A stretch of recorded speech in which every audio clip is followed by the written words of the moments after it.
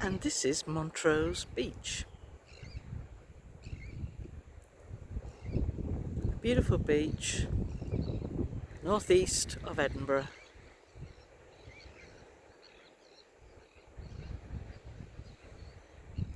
It's a big harbour here. It's where minesweepers were made and the soldiers were trained in the Second World War. Just off the coast here. So these are really big fishing vessels. And they look to me like they're all the same company because they're all painted in the blue. I want to show you something. Can you see the way these rocks sparkle? Look at that. Everywhere you go, the rocks are sparkling. That's called anthracite. And this beach is full of anthracite. I move to the left here. There's another one here. Look at that sparkle. It's amazing. So there's anthracite, granite, red granite with grey granite. That also sparkles. I don't know if you're able to pick up some of the sparkles.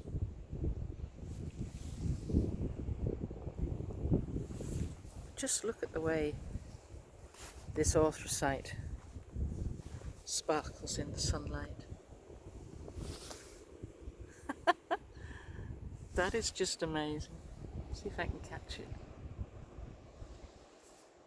It's like mica that's in it. Very like the stone of mica.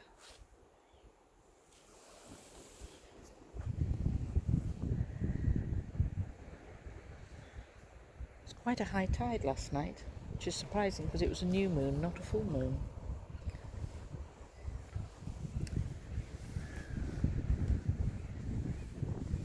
Some more of this anthracite here. And that really unusual rock there. Concrete. A modern day conglomerate. Red granite and grey granite. This one the same, she says, trying not to fall over. This one the same. Look at that huge big red band stripe across it. It's amazing what rocks you find on the beach. And these are all to protect the bank. The golf course is just up there and it's in danger of falling off. And if you look over there, you can see where the fencing and the whole path just collapsed. So it all needs to be built up. Some more red granite with a tiny bit of grey granite on the edge. You see this green? That's green jasper. Green jasper as an inclusion in granite.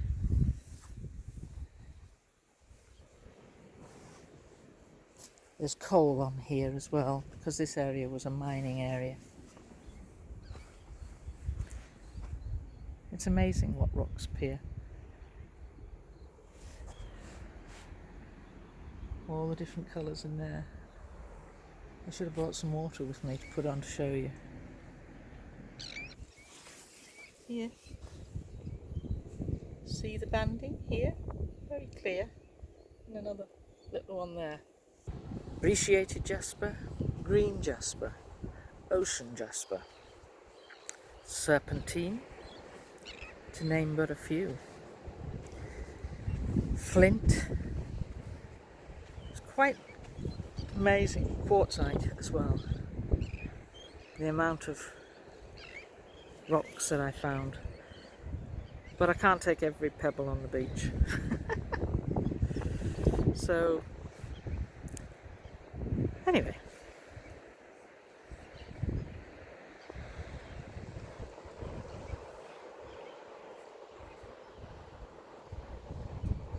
Hello everyone. and welcome to a very beautiful Scottish beach. There's very few people here and the tide is out. So I started this channel nearly 4 years ago and we have 180, nearly 185 videos. And I think that there are a list of achievements on there. I think I was the first person to link the tree breaks and the tree glyphs with the constellations, and particularly with Futhark. Futhark is an ancient language, a language of the runes actually. It is the oldest known language. So probably that's a reason for using it, so it can be understood by anybody from anywhere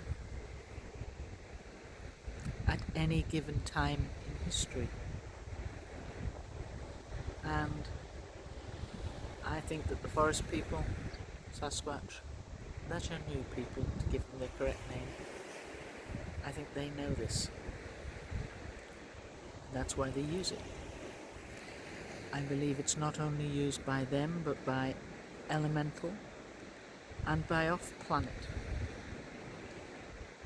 Now, it's not a popular thing to say that there is off-planet energy involved, but I think to assume that us as human beings are the only ones with a brain,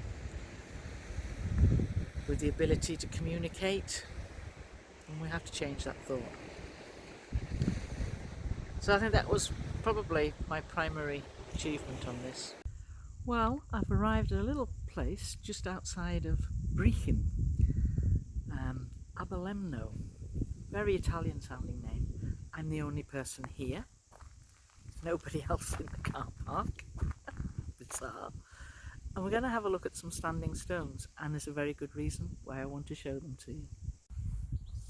What I'm showing you here is what is called the Serpent Stone. This is about 1500 years old, and the Picts made this, P-I-C-T-S. They created this. It's called the Serpent Stone because of this up here. See the outline of a serpent? There, the local serpents in this country, the only ones really that we get, are called adder, and that would be how they lie. Then you've got the circular designs. Do you see the circular? One there and one there. Could be related to the sun and the transition of the sun, in my opinion, transition. Right in the centre, do you see the giant piece of Futhark? I'm going to point it out. So it runs from here to there, across, and then up. And that's a very well known piece of Futhark. We see that quite frequently in our forests, in the trees, in the sculptures that they create of the tree geometry. This is why I've said I believe that it is Futhark that they're using. And that particular letter design is Sowulo, meaning sun. It's also about strength, energy, health and success. And what it has is it starts with sort of, you can just see at the bottom like this sort of W thing down here. I think that is very, very old Futhark, almost like the Scandinavian, Icelandic. There's more stuff over here. Hard to make out the design on that bit. It's actually lovely the way the lichen has weathered this over the centuries. But in each corner of this Suilo sign, there, here, is a different design. Then again in that crook there, around design with the hole in the middle. That to me symbolises home. They lived in these sort of stone circles, and that's also what I think that is, the way they lived in a stone circle, our home protected by the sun. You see this circular stuff in Aboriginal sculptures as well. Now there is this on the side, it's sort of like a crescent shape. If I step back you'd get it better. It could literally just be wear and tear, or it could be to do with the crescent moon. Who knows? Who knows? If I step back you might get it better. That's taller than me, that is.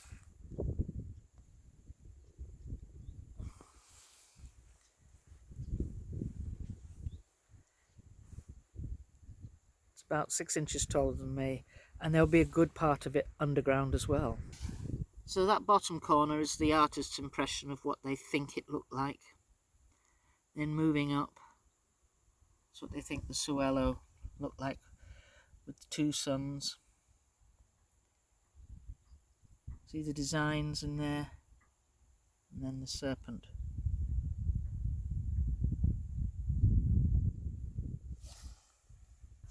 So where there are indentations here, there's sort of like circular there, circular piece there, circular piece there, circular piece there, there. It's just where they've been indented. I would say they would have had a polished quartz, could have had garnet or ruby. You can find garnets and rubies on the beach here. I think they would have had that in place. So this is the back of another stone, and this almost tells a story. See in the bottom right here we have what looks like a person, two deer,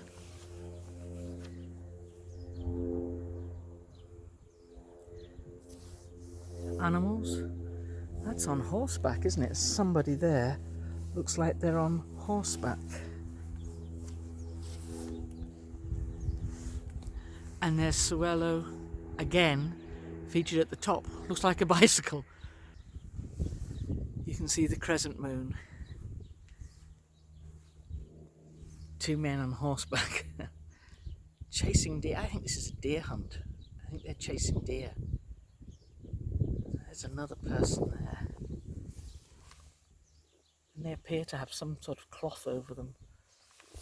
A big headdress as well. The heads look tall, so they're wearing some kind of headdress. And they're playing a flute of some kind. See there the mouths are and the two pipes that go out, and it's not a bagpipe. Thank goodness for that.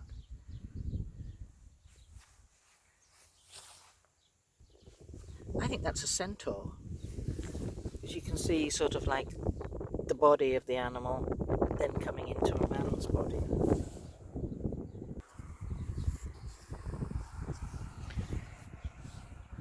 This is the bottom of the front of it. There's animals there and this Celtic design. I don't know what they are. And then it comes into a Celtic cross at the top. I have to try and lighten that up because it's so dark. The sun is shining in the wrong place. On the rare occasion it does shine. See the design?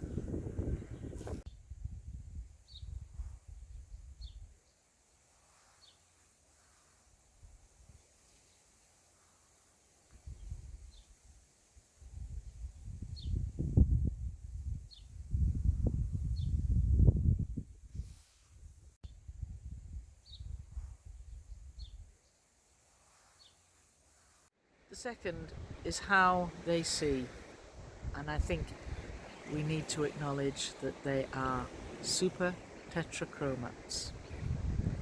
They have the ability to see in infrared at the top end of the scale, then right through our spectrum, the rainbow spectrum if you want to call it that, right through our spectrum, our colour spectrum, And then also ultraviolet. That's their normal vision. I think also that their ability to view things very differently from how we view them is purely based on their ability with their vision, their mixture of vision and mixture of energy, their ability to read energy. Energy is a funny thing because we can't see it. We assume it doesn't exist, whereby it does exist. We can't read auras. Only some of us have that gift to read auras. And I think that is standard. I think it is standard not only for the Genu people, but I believe it is standard for most animals. Probably bird life as well. Almost anything that's living apart from us.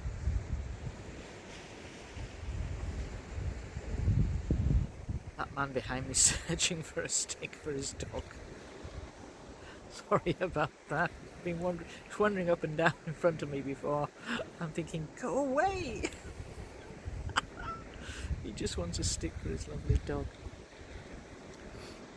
So, that is the second thing. The vision, the ability to read energy. I don't know whether you'd class that all as one. And certainly the first thing about for that. That's the achievements that this channel has made.